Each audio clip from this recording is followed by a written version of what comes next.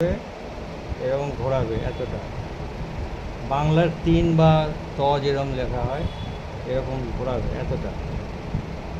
Second line থেকে third line touch করে first লাইনে আসবে, এসে আবার থার্ড লাইনে এতটা আসবে।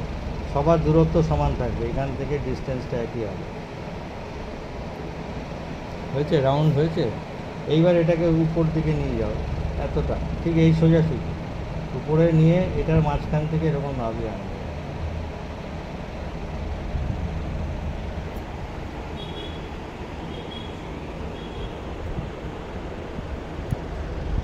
ঠিক আছে?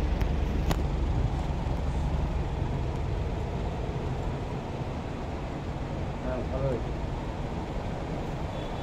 ভালো হয়েছে। এটা হলো জি ক্লেপ। আরেকটা আছে বাস ক্লেপ। এই বাস ক্লেপটা কী করে হয়?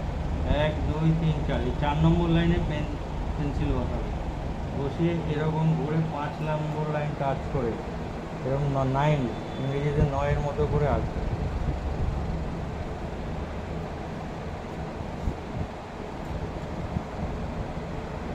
করে এবার ৪ নম্বর লাইনের দুপাশে, হ্যাঁ ৪ নম্বর লাইনের দুপাশে দুটো বিন্দু দিতে হবে।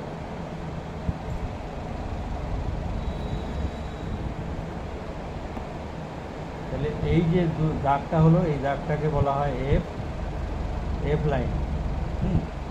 আর এইটাকে বলা হয় এফ ক্লেপ, এফ ক্লেপ বা বাস ক্লেপ।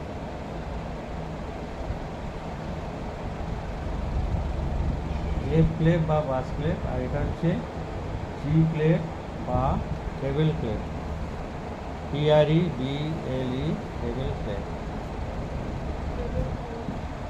আমাদের গিটারে কিন্তু বাস ক্লেপ লাগে না। যারা বাস গিটার বাজায়, পিয়ানো বাজায়, তাদের লাগে, কিন্তু আমাদের এটা শিখতে হবে। যেহেতু আমরা লিড গিটার বাজাই, আমরা কোনো দিন যদি বাস গিটার বাজাতে যাই তাহলে এই ক্লেপটা আমাদের তখন ইউজ করবে বাস গিটারের জন্য। ওই জন্য ওটার নাম হচ্ছে বাস ক্লেপ।